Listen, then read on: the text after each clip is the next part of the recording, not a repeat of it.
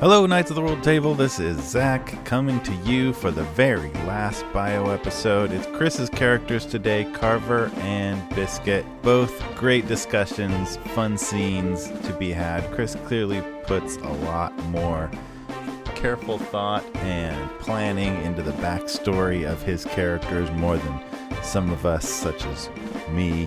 And you can really tell that both in these episodes and in the depth of characters that you can feel when Carver and Biscuit interact with people.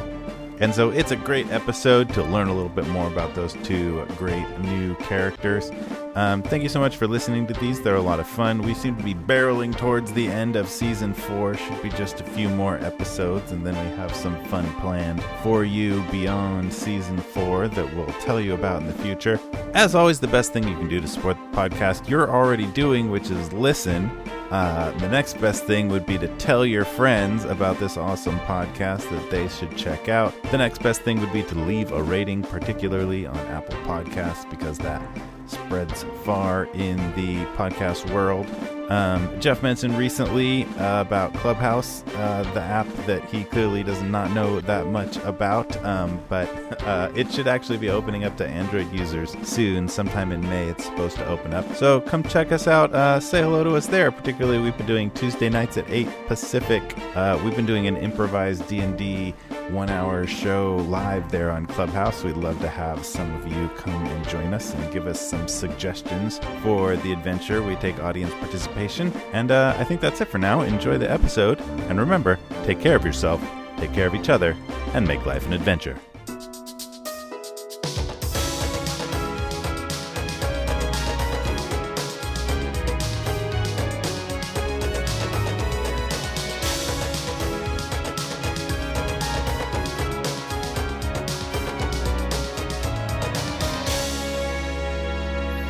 Welcome, listeners of the Rolled Table, to another bio episode. Woo-hoo. I'm here with some of the cast of Knights of the Rolled Table Season 4. With us today, we have Matt Messerman. Hello. Carlos Guzman. Hi there. Zach Stones. Hey. We got Chris Daly. Hey, what's up, everybody? Chris, you're the subject of our bios this time. Oh boy. And you play two characters this season in Season 4. I sure do. You play Biscuit, our wizard, and you play Carver, the Warforged Artificer. Who should we talk about first? You know, I was just excited to play some new characters. It took me a while because I was the same characters in Season 1 and 3, and then DM'd Season 2. So I was happy. So I'll let you pick. Dealer's choice. Ooh. I want to start with Carver. Okay. Carver, we know, is the Warforged Artificer that we met with Team Remy out in the deserts of Red Basin. We first ran into Carver with Delith as we were following our heroes from last season who were traveling in the desert. They came upon you and Del being held by some goblins. What else do we need to know about Carver, about what they are like? Anything from behind the scenes creating them that the audience should know about? Carver is a bit of an enigma to himself because I'm kind of using the old trope of amnesia, but because he's a Warforged, there's some sort of, artificial memory loss. So all that he remembers is waking up in this shop about 50 years ago or so. And for a long time, he was just left dormant. It was just basically a storage room in this old shop kind of on the fringe of Red Basin. And then one day, an old gnome named Gnarlo Bootswiffle found him, and he was a shopkeeper, and he was a toy maker, and he at first just used him to clean up and sweep around. He was a tinkerer a little bit. He'd like to make things, so he remembered when he was activated, sort of his power cycle was turned on by Gnarlo, and he got him to help out around he just was kind of like in a safe mode, like he was accepting simple commands, and he wasn't able to answer really where he came from or anything like that. And then Narlo was a toy maker, so eventually he kind of, like Edward Scissorhands, he kind of like the old man sort of taught him how to make these carvings and toys for children, eccentric souvenirs. It's kind of like the town where he was is sort of like Radiator Springs. There's like not much going on. It's basically a town with like 8 shops on the road, and there's one road going through it. And so for some reason there was a toy shop, I guess, because people wanted to get souvenirs along the way, to their next destination, on the way to Castor City or something like that. So that's what he remembers. And then he kind of was with Narlo Bootswiffle for a while until he figured out, maybe I need to figure out kind of where I came from. And so he packed up some stuff and he headed out. And you've adapted some of the Artificer spells and effects and abilities to kind of match that. Talk us through some of the things that you've done to adapt it for Carver. Just a couple off the top of your head. Yeah. So because Carver carves all these little wooden figures, these animals specifically, and so I thought it would be fun with this character to kind of flavor things with each spell, to kind of have something where the components that you would normally have for a spell are things like, copper wire or asphalt or rotten egg or, things like that. We've had some of that with different characters on the show. So I thought using these little wooden figures would be stored in like various little, liftable components or little, what am I trying to compartments say? He would have these little drawers and things like that in his body, like that would open up on a shoulder or in a forearm, in his hand, in his chest, and something would come out and a spell would be activated. But Carver doesn't even know he can do these things until they happen. It's sort of like an innate sort of instinct. If there's a defensive thing, a shield might go up, but it's activated by all these little, beetles coming out and flying around, or like the one that happened, I think recently, was like a little carved blowfish would come out and it would sting somebody, and then it would cast enlarge on them. So I have a lot of these, like where it's like this thing happens, like, this little wooden chicken would come over and like peck you, and then you would have feather fall. So just stupid little stuff like that. But I think it's fun to add your own little spell or your own little spin on existing spells, because instead of just like, I cast this, but it's like, well, what does that look like? How does that take effect? And because it's an artificer, he doesn't really have like innate magic. It's right. Items that have arcana embedded within them. So like, I was trying to think, well, how does it make sense for an artificial construct to have magic? It's not from a god. It's not from, it's not from a patron or whatever, but it's more like this is scienced. I think the artificer description actually prompts players to do that. It actually says like, you should come up with your own particular way each spell goes, and you do such an amazing job of exactly that. Like such a great example for people who might want to play artificers, of like totally having a theme and coming up with super fun ways that each spell works. Yeah, and he's the subclass I chose was Battlesmith, because I kind of like the idea of having a familiar, or like being a ranger and having a beast, master. But you have what's called a steel defender. So instead of having like a wolf or a lion or something, I chose a hummingbird, and I named it Chisel, kind of going with the carving theme. And so it's this really powerful little hummingbird that can like zoom around, kind of fly up and like take a look at things. He's been kind of a periscope a couple times, and he can actually do little force energy attacks, which is kind of cool, this little hummingbird. So I just thought, for flavor, it was kind of neat to have this big, strong, metal and wood construct with this little sweet little carved, animal. I think I figured that out like only recently, that Swivel, like maybe in the genie fight, that like Swivel was Chisel. the chisel. Sorry, I'm thinking of boot swivel. That chisel is your like what's it called? The Steel Defender. The Steel Defender, because you assume because it's just a little hummingbird you use for reconnaissance that it's like a find familiar spell, and you realize, oh no, chisel can do some stuff.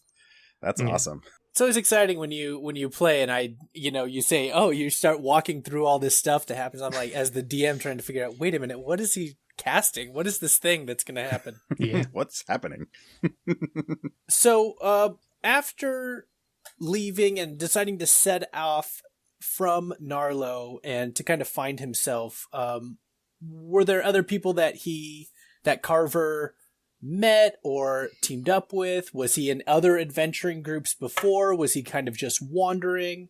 Yeah, I don't know. I think because we started him at, kind of looking outside of the box a little bit. We started him at level 8, so one would assume he kind of has these abilities. But for me, I think he kind of got to that level, or he got those abilities, if we're talking narratively, before his memory loss, and he's sort of been that powerful. Like he's been at that level, but he didn't know all these things. So to his knowledge, he has only just been in a shop for 51 years, and basically when he was kidnapped by these goblins and brought out to the desert with Deleth, he was like, well, I'm on my way, and then he ran into goblins and they like turned him off. So other than just staying with Narlo, he really hasn't had any interaction. He's interacted with tourists, like kids coming into the shop, and I'm sure Narlo tried to like figure out like, oh, who made you, and that sort of thing. So I thought it would be interesting to have a conversation, like to figure out who this shopkeeper was and what he taught him, and kind of maybe some of his wisdom that got passed on, as he was heading out in the world and kind of like getting his blessing to leave. And well, let's zoom in on that then, and maybe we could see a scene where Narlo and Carver are kind of maybe discussing the bigger topics of life, maybe considering Carver is considering going out into the greater world and figuring out a little more about Narlo. Anything off the top that you think Narlo would be personality-wise, or what's Narlo's energy? He's an excited old man, like it's like a grandfather that really loves a record collection, like he always wants to talk about it. So for him, it's like, oh, look at this 0.6.5 wrench that I found. Oh, it's so amazing. Like that's not even a measurement, but you get the idea. This 3/16. Oh, it's such a nice point to it. Oh, I assumed we were on metric in the realms, but okay. Metric is kind of the lay of the land, but like when you're using like a craft, when you're constructing something, you want to use an imperial measure just because you have the breakdowns, the fractions a lot easier. That's true. It's just nicer. Yeah. You guys, you forgot. It's on the Metre system. The Metre system. That's right. Metre system is in the Feywild. Yeah, I did in fact forget that. Uh-huh. And then I'm sure like tourists could come, like kids could come in, and maybe there's something that causes Carver to realize there's more out there, and he can talk to Narlo. Something enticing. Yeah. That draws him into the greater world. All right, well, we set the stage then in Red Basin on this small stop halfway between somewhere and somewhere else. This little tiny town, this small shop that is Narlo's toy makery. Daddy, I want one of those. Let's go in here. Let's go in this toy stop. Okay, well, we'll go in, but no, you have a 6 gold limit, okay? 6 gold is the max that you can spend. Okay, 6 gold. Ding, ding. Welcome to Narlo's Toy Makery. Oh, hello. Wow, I want that. Feel free to look about and let us know if we can make anything for you. How much are you? I am not for purchase. I have 6 gold. Now, little Timmy, what have I told you? We don't buy people, okay? Oh, he's not a person. Look. And I dong, dong, dong on his chest. Yes, I am a construct. Please don't manhandle my assistant. Oh, sorry, I didn't see you there, sir. I'm Narlo. Welcome to my shop. Carver here will assist you. Oh, thank you. Hey, look, we need something small that travels easy. I've Timmy already here's- pulled 3 different toys off of No, shelves. no, Come on, Timmy, there. no. Down, I put it want down. I want this. You No, can't touch. I want, No. There's one on the top shelf. I'm I'm gonna going to climb up count to the to top 3. shelf. I can 1, reach it for you. 2. Oh. Whoa, his arm got long. This is a bendable wooden snake. If you fold this, And what he pulls down is a long, sectioned off wooden toy, and it sort of acts like an accordion. Every time it's expanded, these little sections of wood form these geometric shapes, and as it's compressed, they fold into each other. Cool. and it gets smaller too. Whoa. I want that. How much is it? Daddy, can I have that? Well, let's see how much it is. This is 2 gold. No. You can get that, but remember, you only get 1. I could get 1 gold of it. I could get 1 What? snake You're of getting 1. gold. I'm Yes, not good at 1. math yet. I could get... All right, I want that. Timmy, you're in 7th grade. I want 6 golds worth of the snake. Your name is Timmy. Yeah?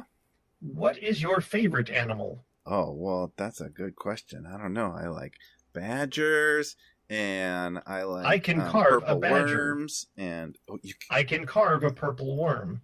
you can carve a purple worm? I can carve a purple worm eating a badger. Oh, that'd be awesome. I heard purple worms are in the desert, and they can come up and they can eat anything. That would be rad. I want a worm. Could you make a worm like this They snake? are. They like to eat people. Sweet. Yeah, I want that. You would like a purple worm eating a person? Yeah. Yeah, but we don't want if it costs extra. Okay, Can you make Just- the person look like my dad? Well, a custom carving will cost 6 gold. Perfect. And Dad, then I you have see 6 gold. Carver takes out this Okay. 6-inch by 4-inch block of a dark kind of a cedar wood, and he just starts moving a little blade comes out of his finger on his index finger, and where his like ring finger would be, and he just starts going like moving really fast and kind of carving, and all these little wood shavings come off and they fall over Timmy and all over the dad, and He's and dancing around in the snow. and you hear and it's finishes, and then you see this carving of like a 4-inch tall wooden purple worm, and inside of the mouth kind of attached from the mouth of the worm is a human, which looks vaguely very small, but vaguely kind of like the father. Wow, I love it. Did he paint the wood to make the worm purple? No, it's just the shape of a purple. Oh, okay. That will be 6 gold. Dad, pay him. Great. All right. So thank you so much. Are you ready, Timmy? Can we go now? Let's go. Okay. Hey, can I have an Thank ice cream? No, you cannot have ice cream. You've it's all your 6 gold, and you last time you had ice cream, you Ding, threw ding, up out all over the the door. wagon. Carver, They seemed nice. the craftsmanship on that was amazing. Did you use the 2-blade or the 1-blade? That was a 1.5. Ah, excellent choice. You know, I tried using a 1.5 to carve myself, but I never quite got the knack for it. That's why I have you. I've found that the smaller gauge allows me to get more detail when I work on things like talons and fangs. You don't find any trouble with the flexibility of the blade at all? I could fix that up for you. Sometimes it is a little flexible. I fear that it might break. Yeah, that's a justified fear. You seem a little down, Carver. I am incapable of feeling sad, Oh, well then good. Back to work. but I have a question. Oh, yeah, yes. Why do people come into this town and then leave and don't come back? Are they eaten by purple worms? Some possibly. For the most part, I think that they just don't much care to stick around in this town. And we're a way station on the way to larger cities, bigger things, more exciting adventures. But we have our own adventures here. We get to use these tools to craft amazing, intricate toys that the children love, and some adults. And as he's talking, Carver's just looking down at all the shavings on the ground, and his foot component opens up, and all these little ladybugs, like these little like metal wooden ladybugs, come out, and they each pick up a shaving, and they just like bring it back in. They're like to his Pikmin. face. And this is just all, and he's seen it like a million times, so it's not like whatever. It's just he's just like letting it happen. I wonder, Narlo Bootswiffle, where the people go. What is out beyond this town? Well, there's other towns. There's bigger cities. There's deserts, mountains, oceans, rivers, meadows, many things. The world is out there.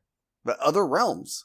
Have you ever been to these places? Some. I mean, no one goes to all of them. That would be impossible. No one lives forever. Are there more like me? Well, sure. Sure. Yeah, there's I'm not like you exactly. You're unique. You're one of a kind. But yeah, sure there's more Warforged out there. It would be interesting to see another, to learn who constructed me. I suppose you could do that. Shall I make your lunch? Yes, please.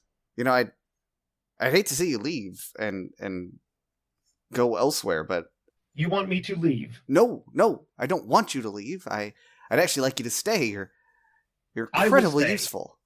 Oh, good. I mean, I know it's probably really important to you to go out. Unless you want me to leave. Here is your sandwich. Thank you.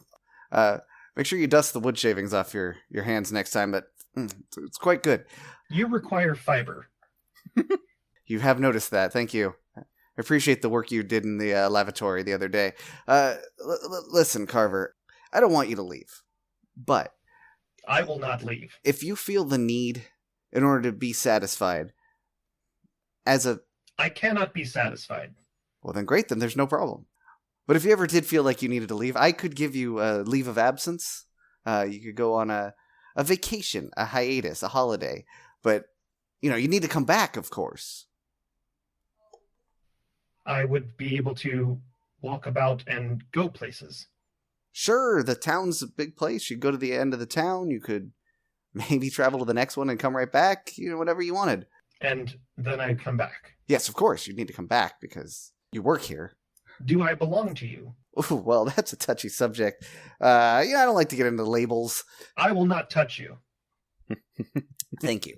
Unless I need that knot in my shoulder worked out again, then... Yes. Carver, I don't want to say that I own you, but I don't not own you either.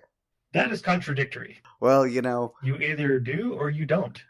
I assume that you did because you found me and I am not alive. well, possession is 9/10 of the law. Bring, bring. Oh, another customer. Welcome to Narlo's Toy Makery. Thank you for inviting me in. Are you a construct? Well, of course I am. Can't you hear the way I'm talking? Yes. Of course. Now I'll have 3 cases of whiskey and 7 pita pockets immediately delivered to my wagon. Of course.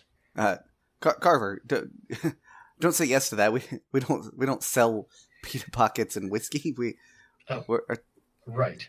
we make toys.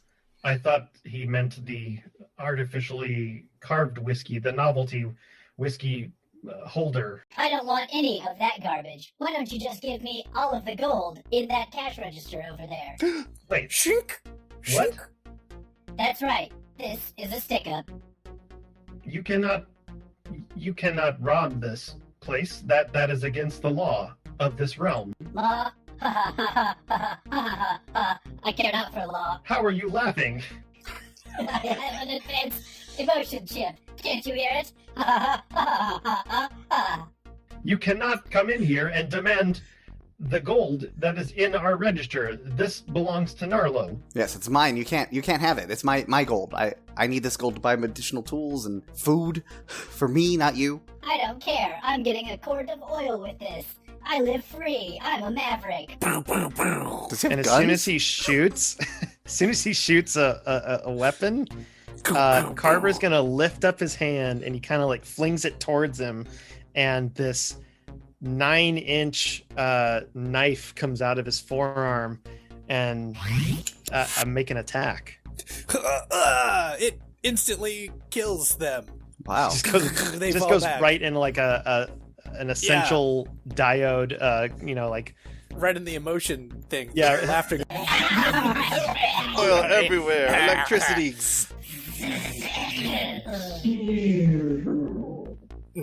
Wow. and then the knife flies back. How did I do that? How did you do that? That was amazing. That's not a system that you designed yourself. I just assumed maybe in your spare time you were fiddling. I thought he was going to hurt you. He was going to take my gold. That would have hurt me a lot. Narlo Bootswiffle. You could just call me Narlo. Narlo Bootswiffle. Yes, Carver. This Warforged has raised many questions. He said he was free. He was not on the good side of the law, but I feel like if he can do something like that, then perhaps I need to find a path to why I was made this way. Why I was able to do what I just did. If that's what you feel you need to do, you can take a sabbatical, a leave of absence, if you want. You still work here, of course. I mean, you're under contract for life. I haven't signed a contract. You don't need to. I found you, remember? But I don't own you, but I don't You not do own not pay me. you. Correct. But you work here. I do appreciate the lessons on how to carve toys. You've done a fantastic job. You've been an excellent apprentice, and I expect that when you return, you will continue. Yes, I will do that. But for now, I need to find out why I have these abilities. I am going to leave now. You require 2 weeks' notice before you can take your sabbatical. All right. I will carve many toys in the meantime, and then in 2 weeks I will leave. But I do have one request. Yes. The prototype hummingbird that I've been working on. I would like to take it with me. Well, I suppose if you're going to work hard over the next couple of weeks, you create and carve enough toys, then yes, you can earn your hummingbird. I feel it's quite special. I just have to chisel the wings together and create a self-sustaining flight. But I think with the mechanisms that you've shown me, I would be able to do that. You know, something I'd like to give you before you leave is this. I have a special chisel that I like to use for fine detail work. And, you know, I don't want to say you're like a son to me because you're a machine, but we've worked together also, for a long time. Also, you cannot give birth. Well, correct. I can. You are a male, yes. And males cannot give birth. Only females of human or gnome or elf or dwarf can give birth. I knew I should never have had that talk with you. The birthing process takes different... Yes, Carver, yes. Oh, okay. I know. But I'd like you to take this chisel and use it to complete your hummingbird. And just remember, you know, that chisel's special to me, and so are you. I will take care of this chisel. Thank you, Narlo. You're welcome, Carver. Hey, who shot my robot? And he just sits down and start carving toys and making little piles. Brilliant. Yay. All right. Huzzah. Very good.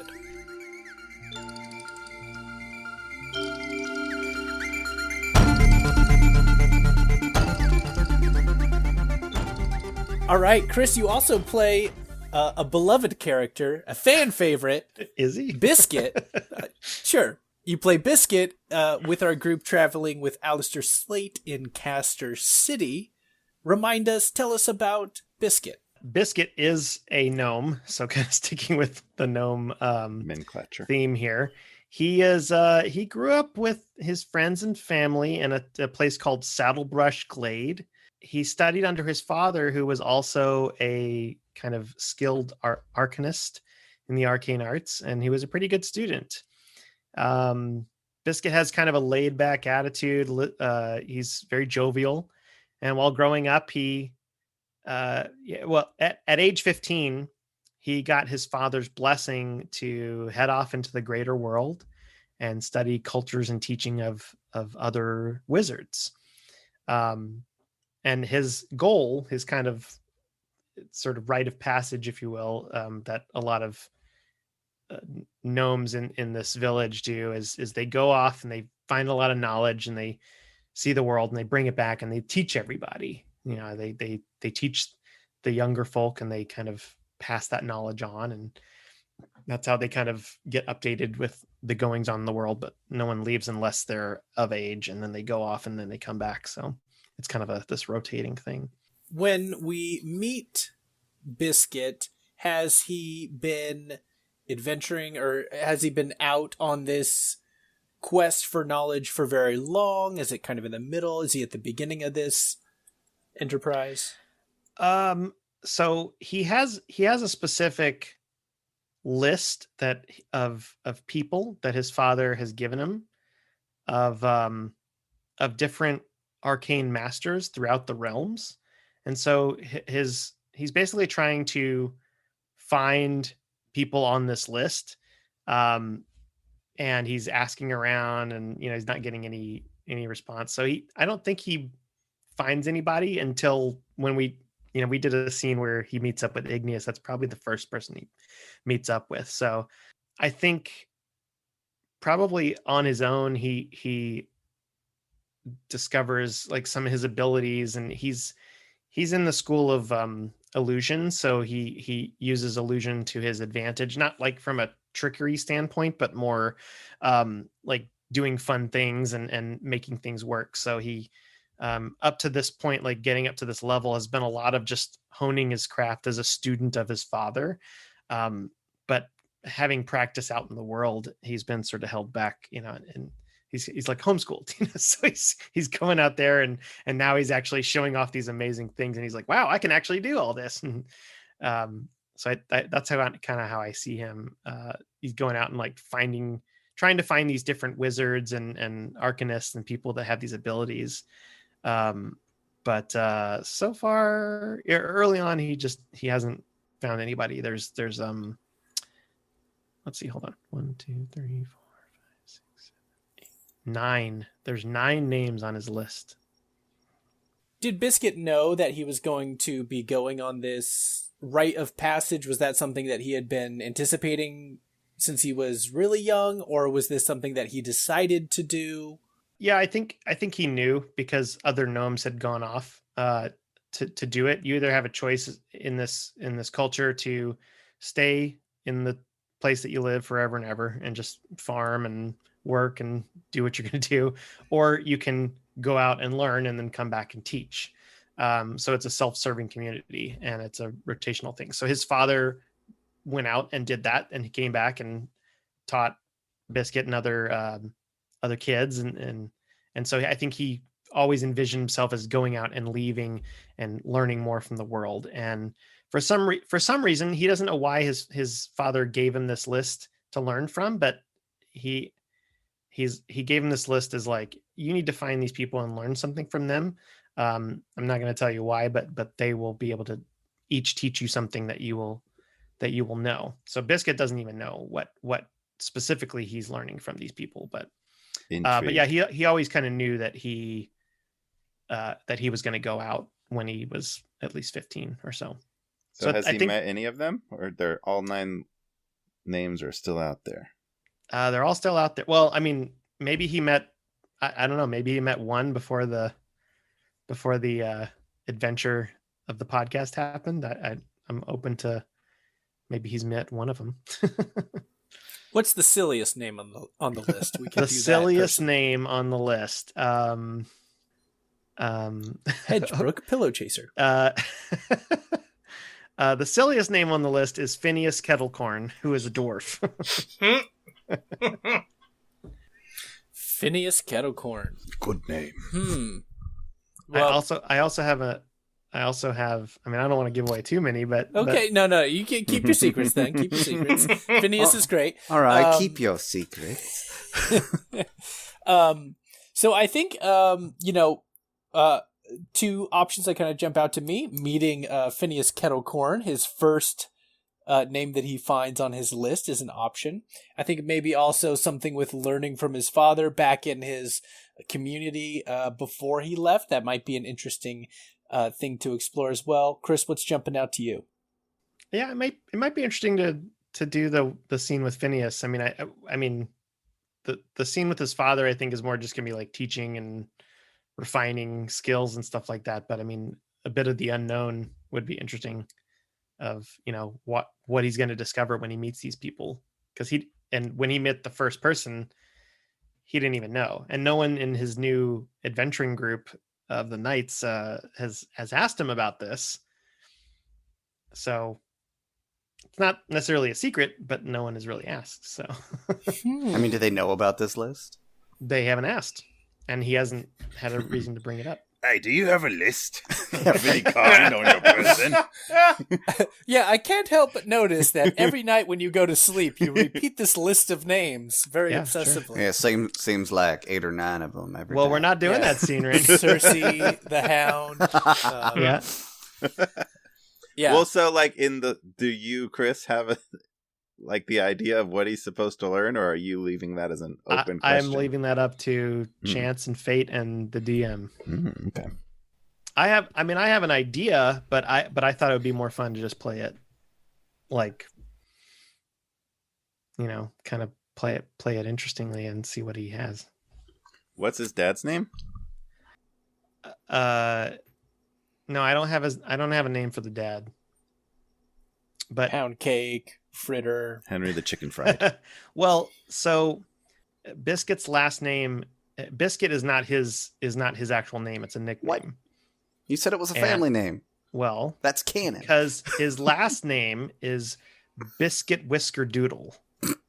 Damn, good name. So they just call him Biscuit because when he left the town, he's like, he introduced himself with that last name, and everybody just calls him Biscuit. Well, what's his first name? From the Biscuit Whisker Doodle family. Well, maybe we'll find that out in the scene. All right. We set this scene on a foggy day at a stone castle that is right near the ocean. Cue in one of those foghorn sounds. How about just ocean noises? Ocean noises in general. Whatever copyright-free sound effect that we can find plays in the background. And Biscuit is looking around, maybe looking for somebody in particular. That old lady at the roadside said I should go forward and he would probably be here. Boy, that'd be so exciting. It's only been about 4 weeks since I left, and I've already maybe found my first one. Hark! Hark! Who goes there? Hello? Who dare approach Kettle Corn Keep? Hark! I'm hello. My name is Jameson. I'm Jameson Biscuit Whisker Doodle. What business have you at Kettle Corn Keep? Hark! I'm looking for someone of the arcane arts. His name is Phineas Kettlecorn. Does he still live here?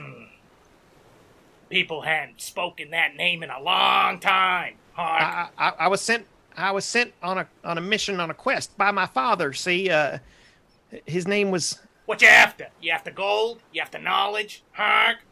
No, my father was Heathcliff Biscuit Whisker Doodle. Heathcliff. He's a behind gnome the door, like me. Behind the door to the lighthouse, you hear a bunch of scraping of metal, unlocking, twisting, gears turning, sort of like slowly just the door opens, and there's a goose right in front of you. Oh, hi. Hello. You got business with Kettle Corn? Are you Come with me. Phineas Kettlecorn? Nay, merely a familiar, Hark. Oh, okay. Right. And what's your name? I'm Bill. Bill. All right. Hey, that's funny because you have a bill and you're okay. We don't do jokes here. Oh, sorry. Follow me. Starts waddling up the stairs. I'm following. All right, following a goose. Here we go. Hey, I thought about having a familiar. Maybe that's a spell I should teach myself. That's one that my dad never really taught me, but I've been working on it secretly because I got a book. See, and if I keep practicing it, maybe I was gonna make it familiar. But I never thought you could do a goose because I talk too much, hurting my ears. Hark! Sorry. After many steps up, we arrive in front of what must be the very top of the lighthouse. And he's my third brother, but, I have a younger sister and then a second younger sister. And then Kettle Corn! Help! What? I told you I can't be disturbed. I'm doing important experiments here. Hey, if I'm being disturbed, you're being disturbed now, Hark. Ah, Bill, you're useless. What is it? We got company. Door opens. He knows What? Heathcliff. He knows Heathcliff. Heathcliff. Biscuit Whiskerdoodle? Yes, that's my father, sir. Are you Phineas, the Phineas Kettlecorn? You're on my list. And he pulls out this little leather-bound portfolio of papers and some scrolls, and they kind of all fall out. And he said, "Oh, this is my keeper trapper." And say, I put all of my stuff in here. I just need to get but here's the list. Here's the list my father wrote. Phineas Kettlecorn. It's not a name I've heard in a long time. Oh, do you know where I can find him? Oh, he's me. Oh, That's how your father, Biscuit Whiskerdoodle, Heathcliff Biscuit Whiskerdoodle the Elder, that's how he knew me. I go by Finn now. Come in. Can I get you some... I have nothing. Potions. I think that one's healing, but it might be fire magic, so it might be better not to. oh, that's all right. I'm quite well. Thank you, Bill. You can go back down, and don't let anyone else in. Is that okay? Hey, you got any bread? I want some bread, though. No, I don't have bread. I don't even have potions. All I have is like a couple of berries. I have some good berries. He's got berries. Let me see them. They're good berries. Oh, would you like this? It's an okay. Watch it. He bites. He just does. And Bill just waddles away down the stairs. He what does you, not Bill. care if he gets a finger. Yeah, no, apparently not. Jerk. Well, gosh, Mr. Kettlecorn Finn, you're the first person on my list. My dad, my father sent me to find all these arcane people, and you're the first one. I don't even know why I'm here. How is old Heathcliff doing? Oh, he's fine. He's helping out back in Saddlebrush, and Saddlebrush Glade is where we're from, and mostly just kind of helping out with the community and, taking care of livestock and helping the crops when they're not growing. Boring. All right. Well, and I suppose he sent you out with some sort of a list. Yes, that's right, sir. Divination. Are you going to teach me stuff? Yes. Are you going to teach me things, how to blow up things? Are you going to teach me how to turn invisible, or how to turn into a goose like that, or how to phase through bricks? Do you how to fly? I don't recommend you want to turn into a goose. That's really not at all. Like, even geese don't really want to be geese, as you can tell. So maybe I can turn other people into geese. Well, perhaps there's something I could teach you. Let me see. Well, I've been studying the School of Illusion, sir, and I heard there was other schools out there of wizardry and arcaneness, and I was wondering, well, what school do you follow, sir? My own particular school. I dabble in many things, but I prefer the School of Divination. Ooh, that is really interesting. Wait, I'm having a vision. I know that you have this list, and I know there's names. There's names on this list, and one of the names... How did you know that? It's my name. There is a name with your name. There's a list with your name on it. Yes, Phineas Kettlecorn. My name is there. And you're finding these people, and... Well, let me get you something. And he roots around, he finds an old chest, and he brushes some things off of it, and there's a cloak, and it's kind of dusty, and he lifts up the trunk and reaches in there, and he pulls out a orb. Oh, is this the secret to divination?